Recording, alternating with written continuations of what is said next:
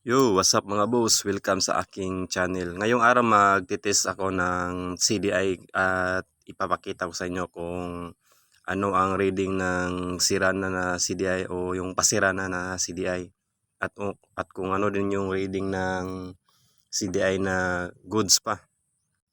Ito nga pala yung stock CDI pa ng motor ko. Ang motor ko pala ay Raider 150 na new breed 2010 model. Saka 6 wires pa yung CDI niya. At ito yung CDI na ipinalit ko.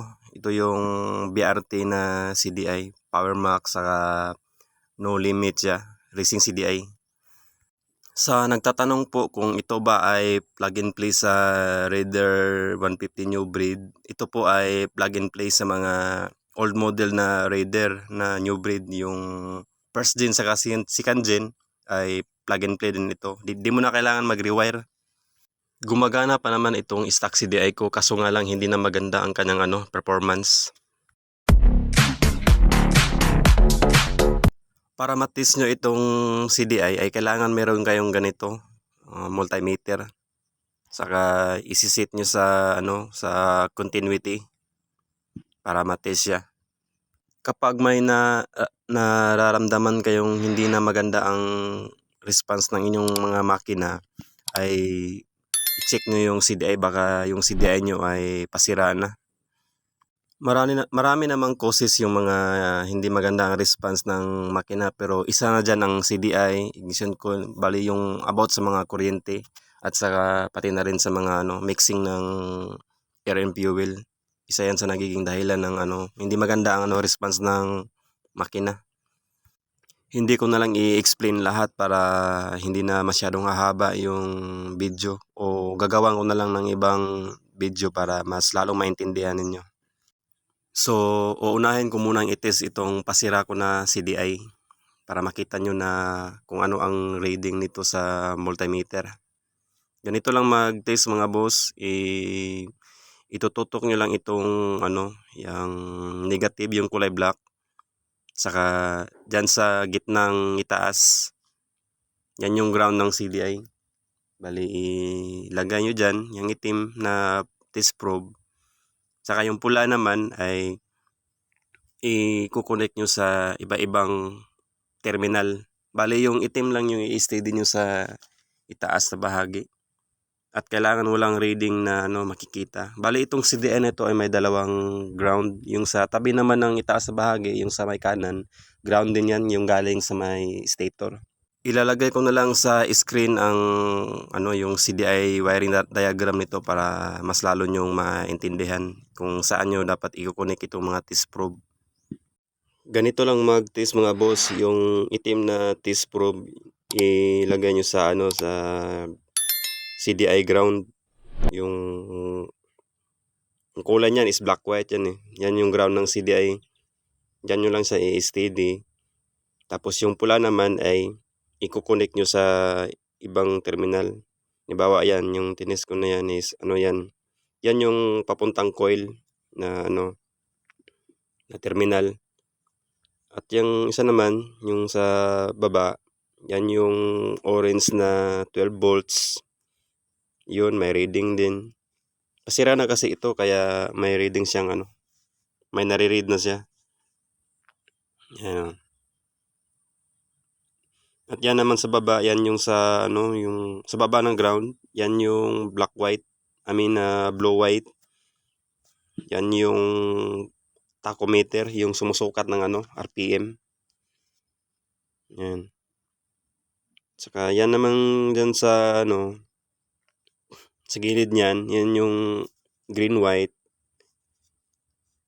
Bali yan yung pulser. Yan, may reading din siya. Dapat kasi wala nang reading yan para ibig sabihin good yung yung CDI. At ito namang sa gilid ng ground, yung sa ground niyan na galing sa pulser. Normal lang yan na may reading, saka tutunog yan.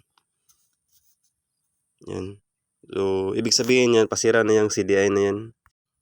Nga pala boss, kung magtitis kayo ng CDI, halimbawa iba yung unit nyo, ay kailangan nyo munang alamin yung wiring diagram ng CDI nyo para hindi kayo malito. Kasi sa iba-iba kasing unit, iba-iba din yung diagram ng mga wirings niya. Alam ba, yung kasing tinis ko ngayon ay yung sa Leader 150 na new breed. So alam ko na yung diagram niya, kaya natitest ko siya ng tama.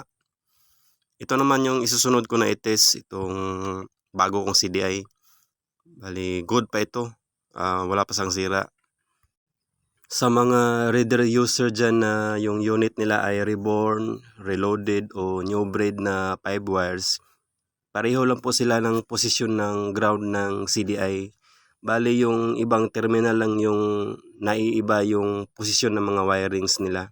Pero yung sa ground naman ng CDI ay pareho lang sila ng posisyon. Ganyan pa din yung pagtitest mga boss, yung negative probe, yung kulay black ay ganoon pa rin ilagay nyo sa terminal ng ground.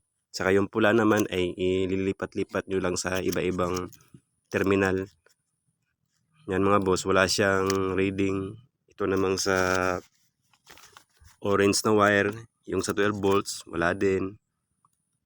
So, good. Ibig pa sabihin yan, kapag walang reading, ay good pa yung CDI.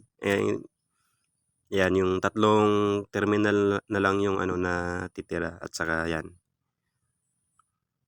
Yan namang sa baba. Yan yung sa RPM, tachometer. Blue white. Yan. Yan naman ay ang sa pulser. Sa ibang unit mga boss, yung colors ng mga wiring niya ay naiiba rin yung posisyon. Kaya ganyan. Yan mga boss, yan normal lang yan na may reading kasi ground din yan na galing sa pulser.